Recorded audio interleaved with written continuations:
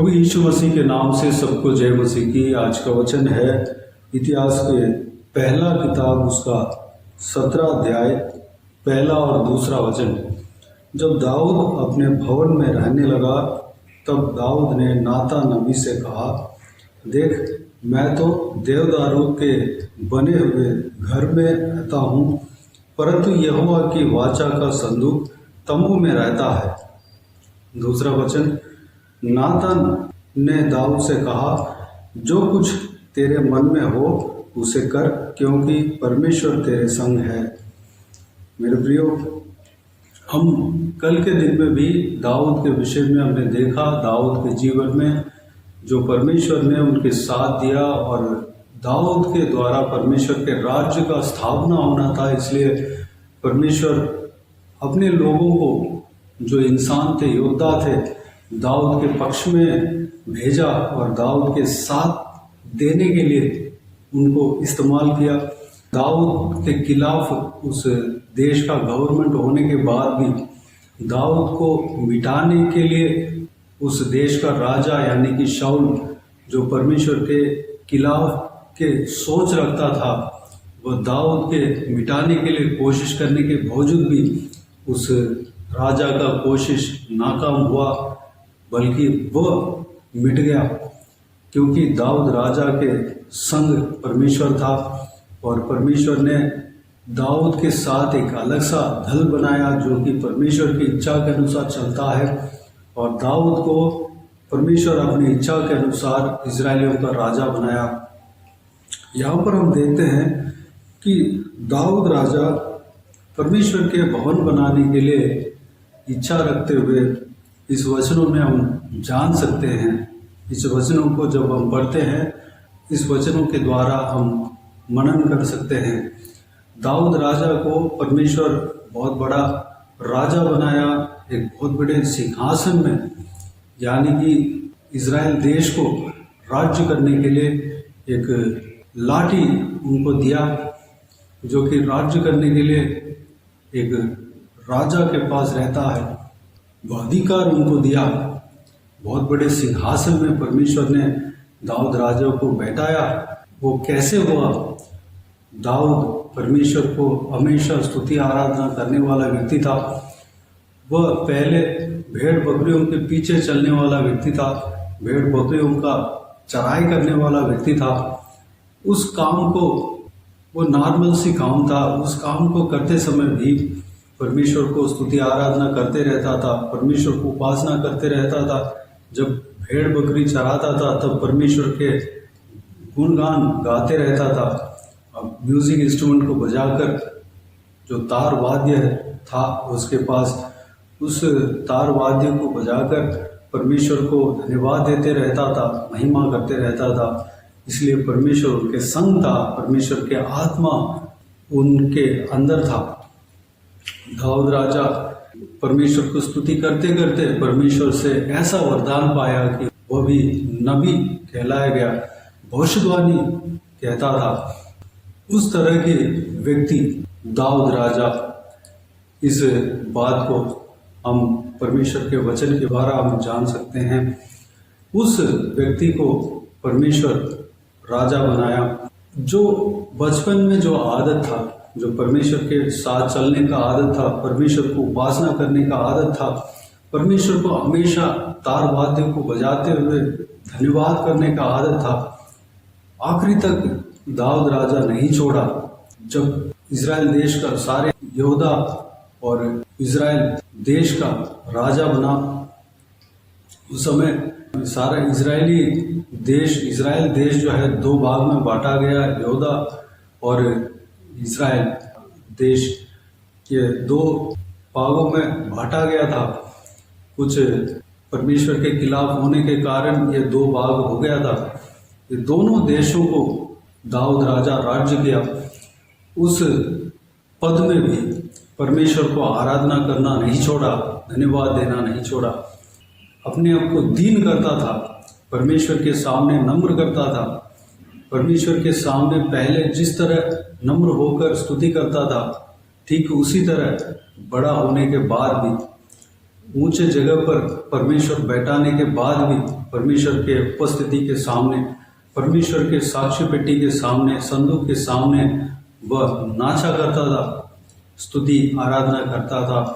वह लोगों के प्रति वह कोई चिंता नहीं रखता था कि यह नहीं सोचता था कि ये लोग मुझे देखकर क्या सोचेंगे, कैसे सोचेंगे, ये लोग मुझे तुच्छ जानेंगे, मैं राजा होकर इस तरह मैं नाचूंगा तो मेरा इमेज क्या होगा, मेरा प्रेस्टीज क्या होगा। यह सब कुछ नहीं सोचा, बस ये सोचा कि मैं परमेश्वर को आराधना करूंगा, कैसे भी हो परमेश्वर को धन्यवाद दूंगा। मैं अपने पूरे बल के साथ परमेश्वर को स्तुति गान गाऊंगा और धन्यवाद देता रहूंगा, कैसे भी करके मैं परमेश्वर को धन्यवाद दूंगा। मेरे प्रियो, ये परमेश्वर के लिए एक अच्छा बलिदान होता है। जिस तरह दाऊद राजा अपने आप को पूरी तरह परमेश्वर के लिए सौंप दिया, बल्कि उनका पत्नी भी उसको तुच्छ जानी थी। उनके पत्नी जो है वह शाऊल राजा का बेटी थी। जिस राजा ने दाऊद राजा को मारने के लिए षड्यंत्र रचाया, उस व्यक्ति का बेटी थी। वो भी दाऊद राजा को तुच्छ जानी थी, फिर भी वह उस बात का चिंता नहीं करा। बस उनके अंदर यह था कि परमेश्वर के सामने मैं नम्र हो जाऊं, दीन हो जाऊं, परमेश्वर के लिए मैं कुछ भी करने पाऊं, परमेश्वर के उपस्थिति में मैं हमेशा बना रहूं। ये उनके अंदर था, अपने आप को बलिदान दिया था, इसलिए परमेश्वर ने उन्हें अपरंपार आशीष देता रहा। वह हमेशा सदाबहार उनको आशीष मिलता रहा। परमेश्वर ने उनको बहुत बड़े महल बनवा के दिया, उनके सीमा को बढ़ाते रहा। जहाँ कहीं भी दाऊद राजा जाता था, जीत दिलाया करता था। मेरे प्रियो, परमेश्वर इस वचन में परमेश्वर के भवन बनाने के विषय में चिंता करते हुए यहाँ पर हम देख सकते हैं। दाऊद राजा बहुत बड़े महल में रहा करता था, जो कि परमेश्वर ने ही उन्हें दिया, परमेश्वर ने ही उस आशीष को दिया। लेकिन दाऊद राजा के मन में जो चिंता है, उस बात को यहाँ पर हम देख सकते हैं। दाऊद राजा कहता है, देख, मैं तो देवदारू के बने हुए घर में रहता हूँ, परंतु यहोवा की वाचा का संदूक तंबू में रहता है। वो चिंता के साथ वह कहता है कि यहोवा के वाचा का संदूक तंबू में रहता है, यानी कि वाचा के संदूक के ऊपर परमेश्वर अपने महिमा को उतारता है। वाचा के संदूक के ऊपर जो है परमेश्वर उतरता था, वह पवित्र संदूक था। परमेश्वर के संदूक जहाँ कहीं भी ले जाया करते थे, वहाँ पर अद्भुत काम होता था, वहाँ पर जीत होता था। जिस घर में परमेश्वर के संदूक रहता है, उस घर का परमेश्वर आशीष देता था। जिस युद्ध के स्थल में परमेश्वर के संदूक ले जाया करते थे, वहाँ पर इजरायली जन, जो कि परमेश्वर के जन, जीत हासिल करते थे। परमेश्वर के संदूक को पाप के साथ कोई भी जन अगर छुए तो वह मर जाता था। वह पवित्र संदूक था, क्योंकि परमेश्वर के महिमा, परमेश्वर के उपस्थिति उस संदूक के ऊपर उतरा करता था। दाऊद राजा के समय में एक तंबू में परमेश्वर के उस महिमामय संदूक को रखा करते थे। ये दाऊद ने चिंता किया, परमेश्वर के लिए एक भवन बनाए, इस तरह वह चिंता किया। मेरे प्रियो, हमारे चिंता किस तरह है? परमेश्वर के राज्य को बोने के लिए, परमेश्वर के राज्य को बोने के विषय में हमारा चिंता क्या है? हमें परमेश्वर बहुतायत से आशीष दिया है। हमें, हमारे पास जो कुछ भी है परमेश्वर ने हमें दिया है।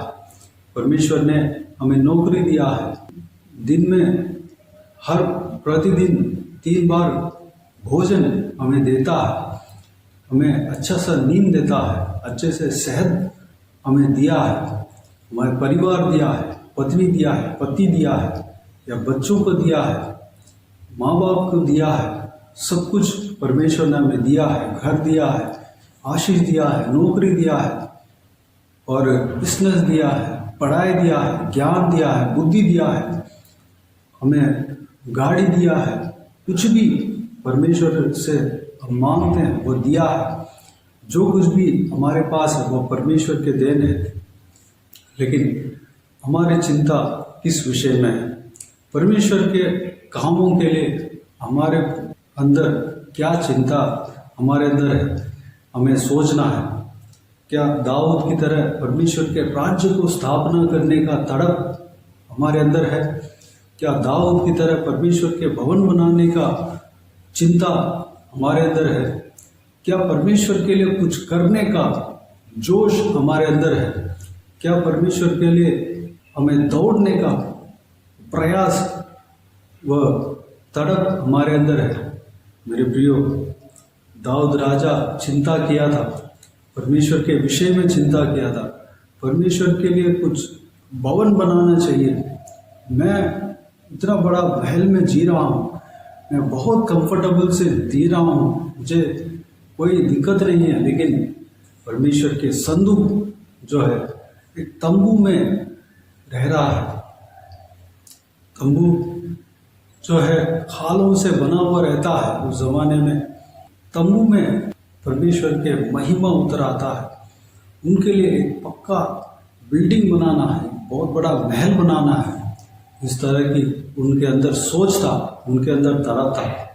मेरे प्रियो, वह जो सोच जो है, उस सोच को परमेश्वर आदर करता है, उस तड़प को परमेश्वर आदर करता है, पसंद करता है, परमेश्वर प्रसन्न होता है। मेरे प्रियो, हमारे अंदर भी परमेश्वर के लिए कुछ करने का प्रयास करने के लिए मन हमारे अंदर होना चाहिए।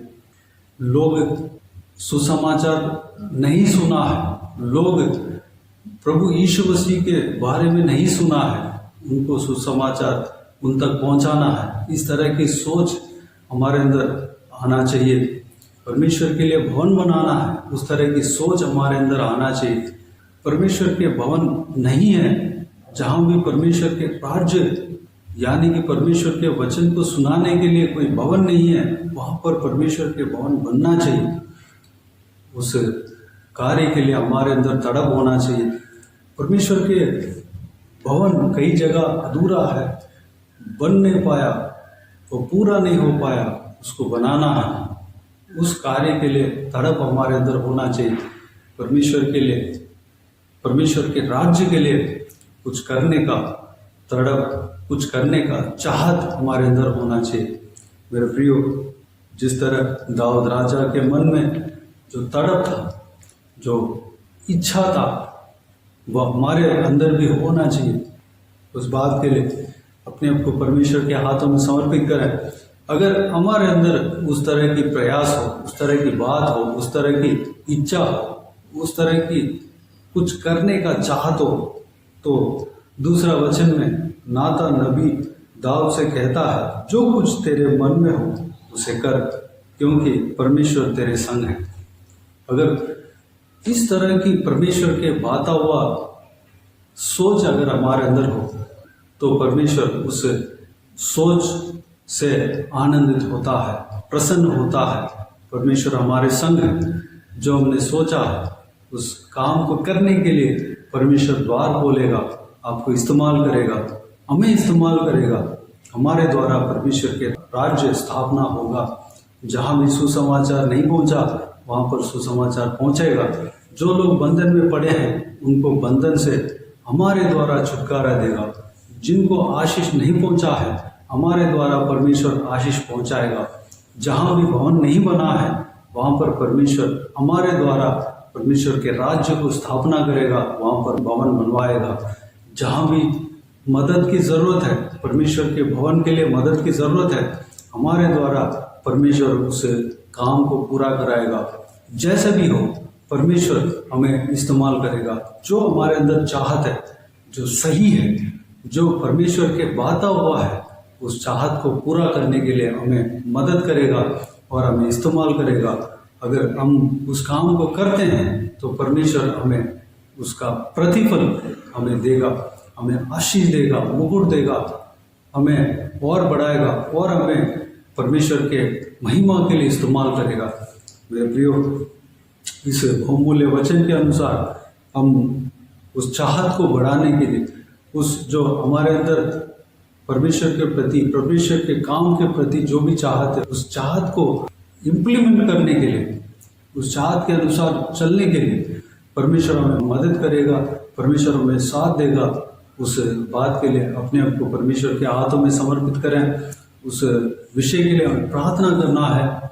जो भी आपके अंदर जो परमेश्वर के कामों के लिए जो चाहत है, उस चाहत के लिए प्रार्थना करें। परमेश्वर ज़रूर आपको बहुत आज इस्तेमाल करेगा। आइए हम प्रार्थना में जाएं।